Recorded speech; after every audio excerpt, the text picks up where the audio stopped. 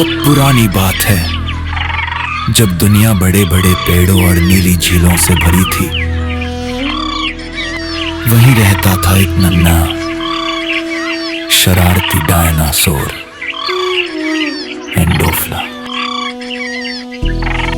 एक दिन एक चमकीली तितली का पीछा करते करते एंडोफ्ला रास्ता भटक गया। जब उसने पीछे मुड़कर देखा तो वहां कोई नहीं था, सिर्फ खामोशी और गहरी धुंध।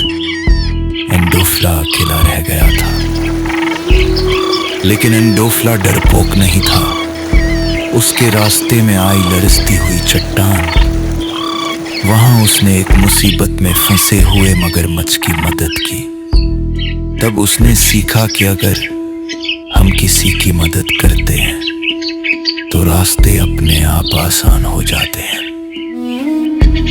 लेकिन कहानी में एक खौफनाक मोड़ तब आया जब उसे दूर से अपने माता पिता नजर आए। वो खुशी से भागा मगर रुक गया। उन डायनासोर की तो परछाई ही नहीं थी। वो धुन के जिन्न थे जो उसे भटकाना चाहते थे। एंडोफ्ला ने हिम्मत नहीं हारी। उसने अपनी आंखें बंद की और पूरी ताकत से एक ऐसी आवाज निकाली जो सिर्फ उसके माता पिता पहचान सकते थे। और फिर पहाड़ी के दूसरी तरफ से वैसी ही गूंज सुनाई दी।